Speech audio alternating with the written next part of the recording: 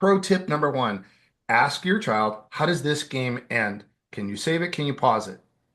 And that is a key piece of information. And you're going to get two things out of that. One, better understanding, but two, you're going to start to have a better conversation with your kid about their gaming. Welcome to the Healthy Screen Habits Podcast. I'm Hillary Wilkinson. Whether you're starting your parenting journey with a newborn or looking to connect with your teen on technology, let's learn some new healthy screen habits together.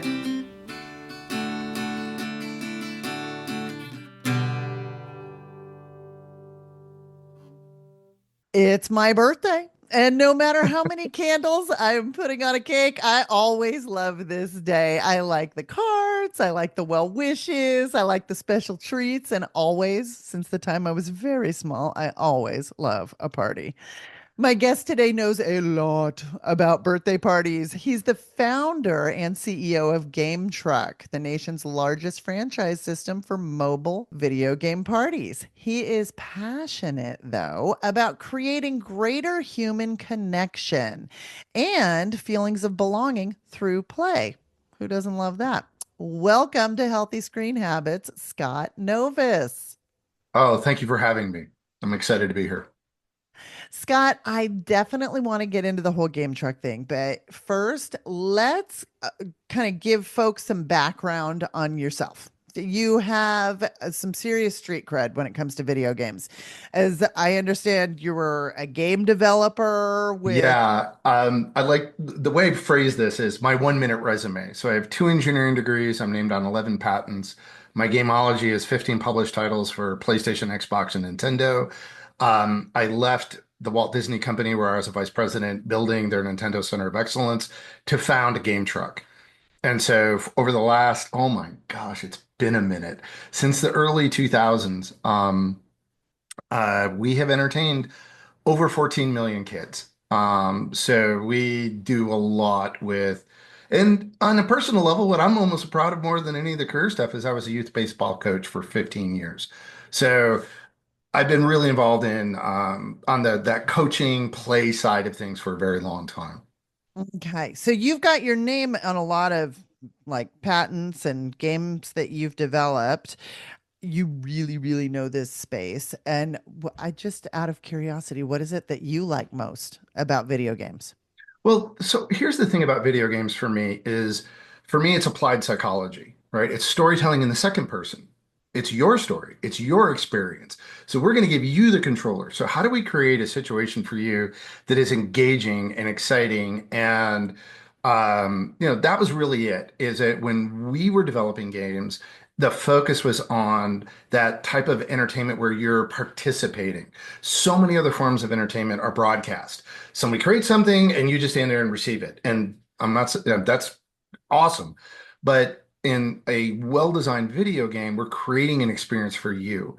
And so you're participating, you're contributing, and if you don't play, nothing happens. So that's what I loved the best about video games is when we created those environments and situations for people to interact in engaging and fun ways.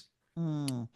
And I think that the thing that most parents run up against with video games is this sort of struggle. I know, at least in my house, it's for sure.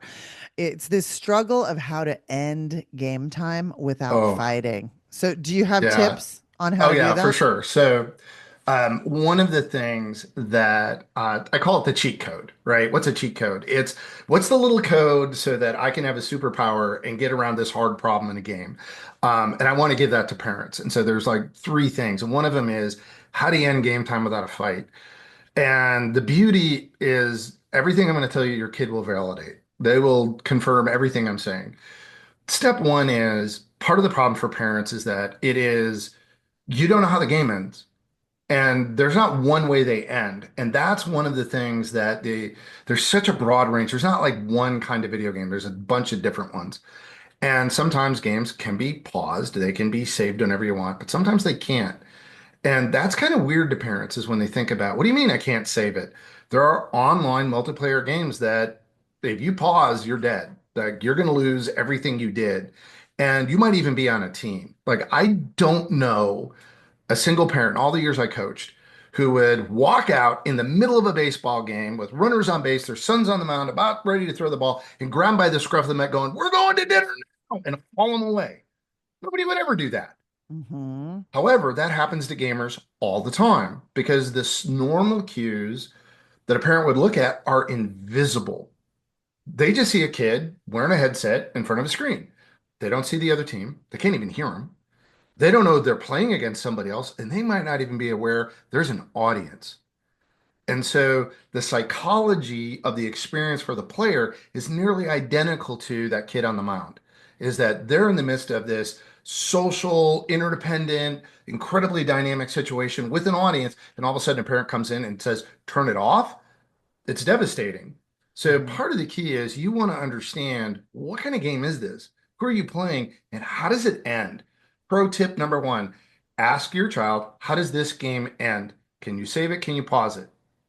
And that is a key piece of information. And you're going to get two things out of that. One, better understanding, but two, you're going to start to have a better conversation with your kid about their gaming because now you're showing more interest into a very specific detail and you can make them stay on topic with that. How does it end? Help me understand. How does it end? If they wander off into other details, bring it back. How does it end? And from that space, you're able to negotiate the end before they start. And so when we look at, hey, we got to go to grandma's at 5. Are you sure you want to get on this game with your friends, where you don't know you're going to be able to end it on time or not? Or would you rather play something that could be paused whenever and take it with you? In the old days of the Nintendo DS or Game Boy, those were like, that was easy. You're like, yeah, just hit pause. Those games all stop. And you could just walk away without losing any work or anything else. But understanding how those games end, it makes a huge difference. And then you can basically give the choice to the kid, and that reinforces their sense of agency and autonomy. Mm-hmm. You choose what game is it going to be, and how are you going to end this so we leave on time?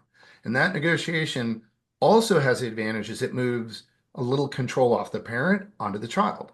Sure. And that what we're trying to do is elevate that sense of be responsible. I trust you to be responsible with this. How are you going to choose so that we meet our criteria and end on time? And in a different situation, we might, it's a weekend. We could be a little more flexible. You're like, okay, are you playing with friends? I can give, we can have a fuzzier ending. And here's my second pro tip. So at GameTruck, we end 3,000 parties a month without a fight. How do we do it? Don't yell at the kids. Don't even touch them. Flick the lights in the room they're in. Humans are super sensitive to peripheral vision. And so Mm. if lights start going on and off, it will break their concentration and they're going to look up. At that moment, you have the opportunity to look them in the eye. And we recommended doing this about 10 minutes, 5 minutes before they have to break.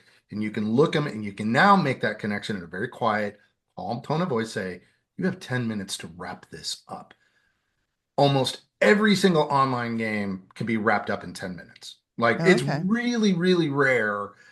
And that's when you want to know, like, if they're about to win a game of Fortnite, yeah, that can run, but the longest run of that is like half an hour. So, but you want to know these things. Like, what are you caught up in? But, most matches are in the 5 to 10 minute range. So if you're going 10 minutes, 95% of games can be wrapped up in that amount of time. There's a few that can't, but if we're dealing, those games that are longer tend to be pretty extreme. Mm-hmm. So, and your gamer will tell you, like, this game could last this long. You want to know that before they start. But the 10-minute warning and the flashing lights almost always people, what? Now Yeah. you've got their Yeah. attention. Now you can talk to them, reaffirm the choice they made. And most parents tell me that's like magic. That's great.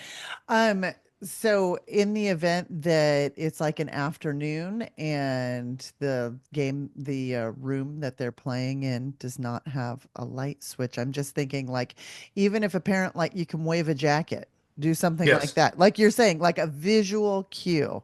in I their like that. peripheral Just to, vision. yeah, peripheral vision to break there. I'm just trying to think of like all the circumstances that might Close the blinds. help. Yeah. All of a Yeah. sudden, you've Yeah. changed the lighting. It's the sensitivity to lighting. Sure, sure. This is so helpful. I can tell you as a mom of a gamer, one of my greatest concerns has always been about addictive behavior. And Hmm. how can we identify addictive games versus, but I mean, to use the phrase lightly, a healthy online play? Like, Well, what is, how do you do, are okay, there so key I indicators? the it's a really good question. And the simple rule that I've been sharing with parents is if you want the hack, buy your games, pay for your games. And you use the word online. And if you're really concerned about it, pay for games that do not require online play. And here's why. Um, I can get in all the technicalities behind it, but let me give you why this works. Hmm. Number one, you become the customer of that developer. The person that developer is actually trying to satisfy. You're the person they're trying to entertain. And if you take away online play, that means they're trying to design an experience that really will engage you. They're not going to make money stealing your attention and selling it to someone else. Right. That is probably one of the biggest problems we have right now is that we've created companies that have insane market valuations that do not actually look after or nor do they have any interest in satisfying their users. They see the No, quite users opposite. as, yeah, Yeah. they're the fuel for their business model. Don't be the fuel for somebody's business model. It's not even like you're the product. They'll just burn you out and they don't Yeah. care because they're going to go get more people. Hmm. Um, so when you're paying to be entertained, that developer is actually trying to create an experience that is satisfying to you. And the okay, so here's the technical thing, what they're doing in the background is it's called the hook loop. They've developed and understood from psychology that humans don't learn the way we think we learn. There's actually some trial and error involved in it, and it's unconscious behavior. It happens below our level of consciousness. And so it's called a variable ratio reward schedule. So what they're doing is they go through this loop where they give you a cue, they want you to exhibit a behavior. So they're training you to behave a specific way. And then they randomly give you some reward. And what's unique to humans over all other mammals is that we can invest some of ourselves in the product.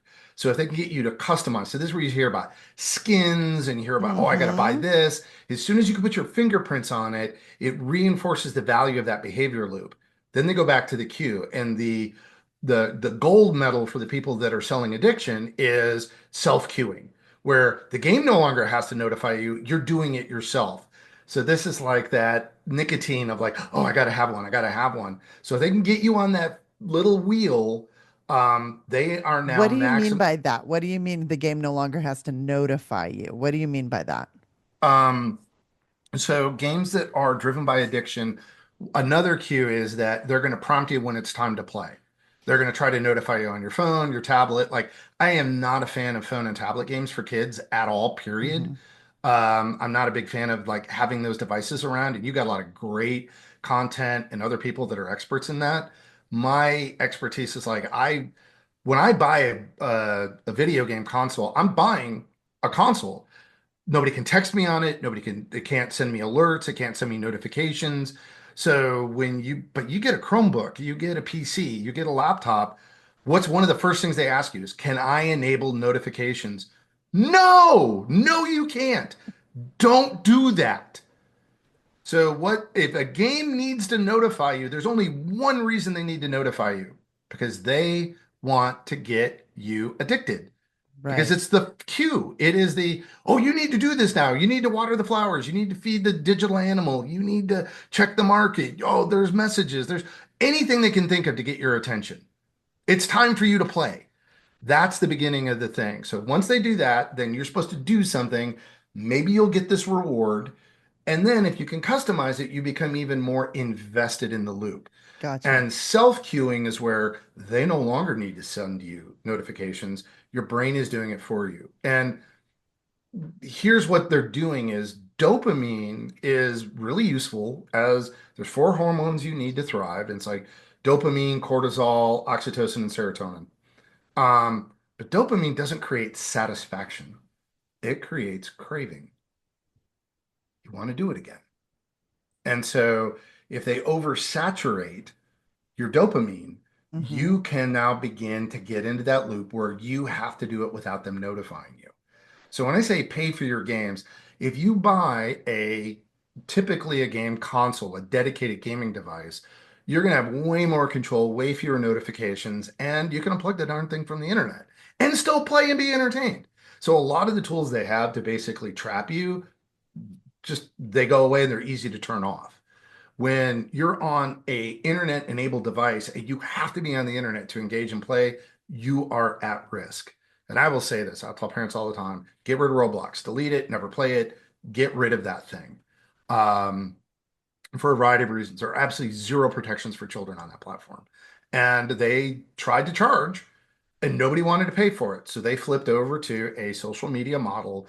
And their $27 billion market valuation is based purely on user hours. And Wow. here's another thing I want parents to know. Kids have a very different experience with games than adults do because their brains aren't finished. Yeah, so let's talk about Yeah, that. We got to take a quick break, but I sure. want to talk about why kids are more Vulnerable. vulnerable than adults online. Diving into the world of smartphones can be a wild ride for kids and parents alike. Whether your child is getting their first smartphone or has had one for a while, chances are they're still figuring out the do's and don'ts of using a smartphone wisely. Our book is here to help. Healthy Screen Habits for Tweens and Teens, a training workbook to help you use your phone wisely, is the tool your child needs to navigate life in the digital world. From tackling poor phone etiquette to addressing social media anxieties and online safety concerns, we have your child covered. Written especially for adolescents, we've put together all the information, tips, hacks, and rules to ensure that your child's phone is a useful tool that they control, not the other way around. We explain the whys behind the rules of phone use. We show your child the possible traps and dangers to watch out for, how to prevent them, and how to fix them if your child has made a mistake. We give your child the 5 core healthy screen habits to use daily, protecting them from some of the worst mistakes tweens and teens make while using their phones. This workbook will teach your child how to use their phone as a tool to help them do great things in their one amazing life, and it will make your life so much easier at the same time. Packed with colorful graphics and easy to read content, this resource is a game changer for kids. Don't miss out. Buy your copy of Healthy Screen Habits for Tweens and Teens on Amazon.com today. I'm speaking with Scott Novis, dad of 3 and video game savant. Scott, let's talk about what we were getting into right before the break. So, you were talking about why kids are particularly vulnerable as opposed to like kids' brains more so than adults when it Yeah, comes for to the sure. addictive nature of video games. Can you So expand on that? yeah, 100%. So this ties into humans are unique in a couple of ways, and one of them is we're the only mammal that our brain quadruples in size after birth. Whales might have a bigger brain, but it never gets bigger. Chimpanzees are number two; their brain doubles. Ours goes to fourfold. But at 5 years old, that brain's about 90% of the size it'll be as an adult, and it actually has more connections than adults do. Then we do something else that is totally unique in the animal kingdom. Every other mammal goes from birth to reproduction as fast as possible. Our neighbor's dog had our puppy when she was 3 years old. But at 5, humans pause for 7 years. What is going on in those 7 years? In those 7 years, that's the window where we absorb our culture. If we took Mm. you and dropped you in China in that window, you would grow up feeling Chinese. You would speak fluently, natively. You would understand the culture, the inside jokes, like all of it. But if we pulled you like before 9, you'd forget it. If we dropped you in after about 12 or 13, you'd always feel like a foreigner. So kids have a very specific job in that age range. Now, the thing that protects us from distractions is called executive function, and it's part of the prefrontal cortex. It's like right above your right eyebrow. That does not begin to develop until they're teenagers. So Hmm. the thing that protects you from distraction, your children literally do not have. Yeah. So And they it's crazy are, because so my background's in child development, and Eric Erickson specifically designated that time of ages 7 to 11. He discussed things in rules of like primary conflicts. And with him, it was industry versus inferiority. And they're working at that time, what they're working on is building competence. So Yeah, that's when they're developing self confidence and when they're they show competence in various things. And alternatively, they can also develop a sense of inferiority when they lack competencies.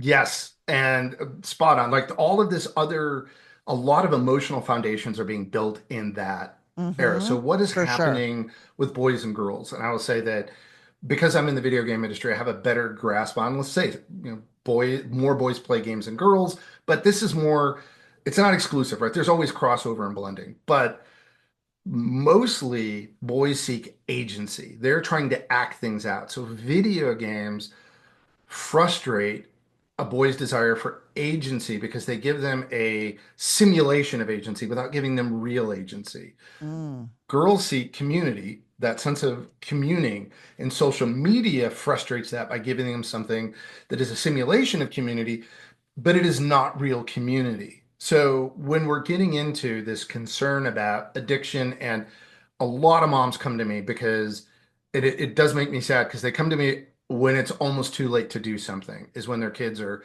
20 or older and they're stuck. How do we keep them from getting stuck? Be really sensitive in that window from that sort of 7 to 12. mm-hmm. They all kids need lots of in-person, face-to-face interaction. Mm-hmm. Humans are also unique. We're the only animal with sclera, whites of the eyes. We read facial expressions. Other animals don't do that. But if we're only staring at a piece of glass, we're literally seeing this rise of a thing a teacher friend of mine called synthetic autism. I had a kid, the mom introduced us to a program we were running. She goes, "My son is not autistic." What a weird way to introduce your kid. Why would you tell somebody that? Because he behaves like he is, because he grew up staring at a piece of glass.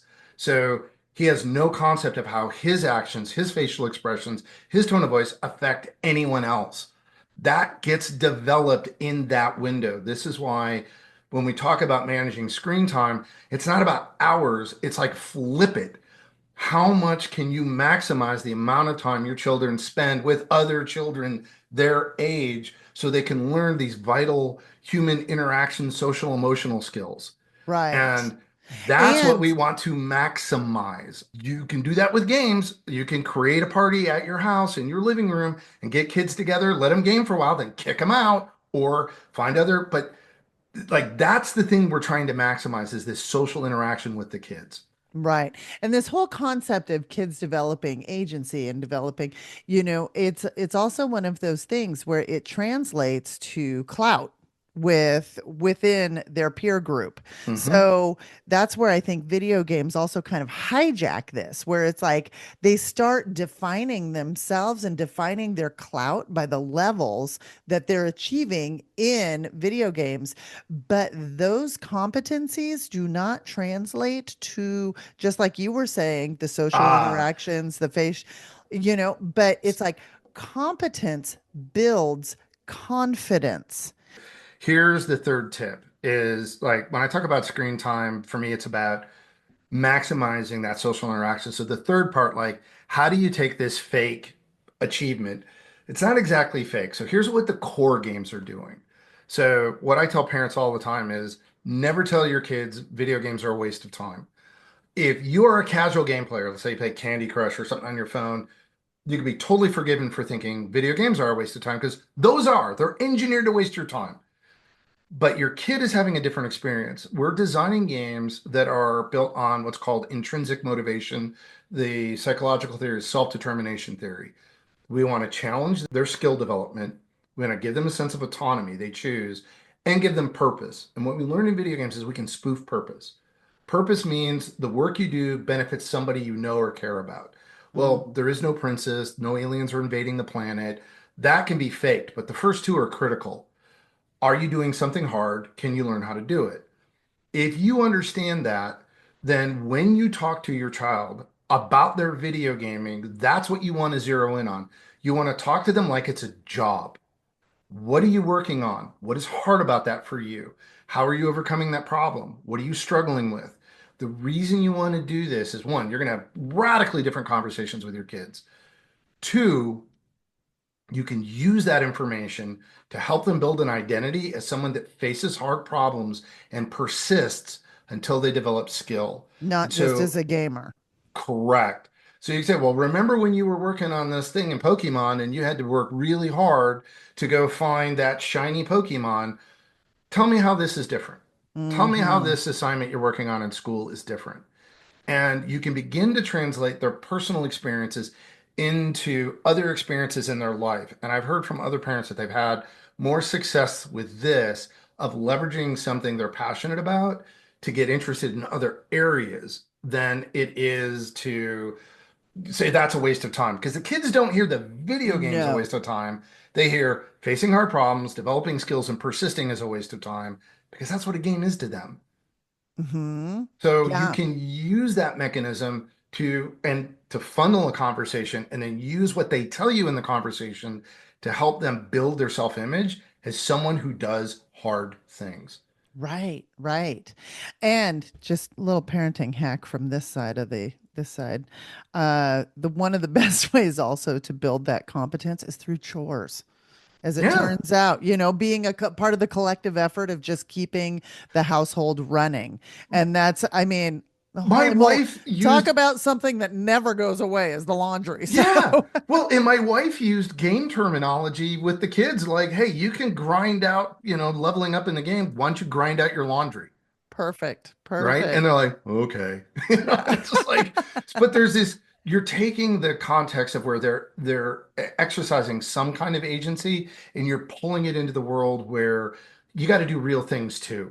What I want to do is give parents tools to take what gaming can do for kids and make it easier for them to, we want kids to have a better future, right? We want Yeah. them to be not get stuck and see themselves as somebody that can act in the real world.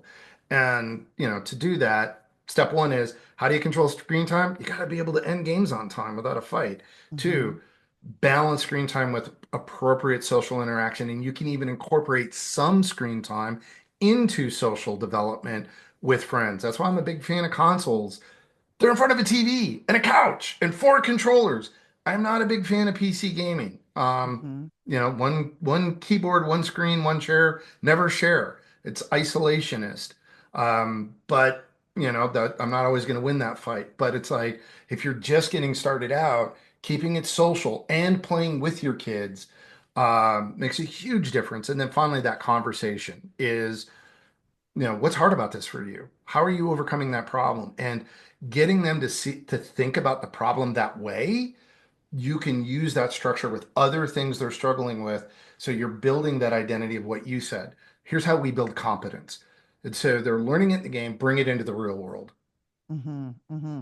So we have to take another short break, but when we come back, I'm going to ask Scott for his healthy screen habit. We love what we do, and we wouldn't be able to do it without the generous donations provided by our listeners and followers. We want to extend special thanks to the Doctors Petty for their unwavering support of the podcast and organization. If you'd like to make a difference and contribute to the education and empowerment of families building their healthiest screen habits, please go to healthyscreenhabits.org, find the Take Action tab, and scroll down and click the donate button. 100% of your donation will be used to spread awareness and bring families the tools they need to develop healthy screen habits. I'm speaking with Scott Novis, video game developer, dad of three, and founder of GameTruck. Scott, on every episode of the Healthy Screen Habits podcast, I ask for a healthy screen habit. And this is going to be a tip or takeaway that listeners can put into practice in their own home. What is yours? Pay for your games. Buy games that do not require an internet to play, and you're going to radically improve your chances of getting quality entertainment that is not addictive, that you can enjoy with your kids. And you can have a lot more confidence that they're going to have a good experience. And all the things I talked about earlier of ending game time without a fight become much, much easier Be the customer of the developer. So buy your games that don't require internet play. If you use those two criteria, you have a much better chance of picking games that are safe for your kid. As always, you can find a complete transcript of this show and a link to Scott's website and GameTruck by visiting the show notes for this episode. You do this by going to healthyscreenhabits.org, click the podcast button, and find this episode. Scott, thank you so much for sharing your vast video game knowledge with us today You're and welcome. helping a lot of families, I think, come to a middle ground on gaming. It's not going away. So how do we make it work for us? For more information, you can find us on Instagram and Facebook at Healthy Screen Habits. Make sure to visit our website, healthyscreenhabits.org, where you can subscribe to the show on Apple Podcasts or via RSS, so you'll never miss an episode. It's free, it's fun, and you get a healthy new screen habit each week. While you're at it, if you found value in this show, we'd appreciate you giving us a quick rating. It really does help other people find us and spread the word of healthy screen habits. Or if you'd simply like to tell a friend, we'd love that too. I so appreciate you spending your time with me this week, and I look forward to learning more healthy habits together.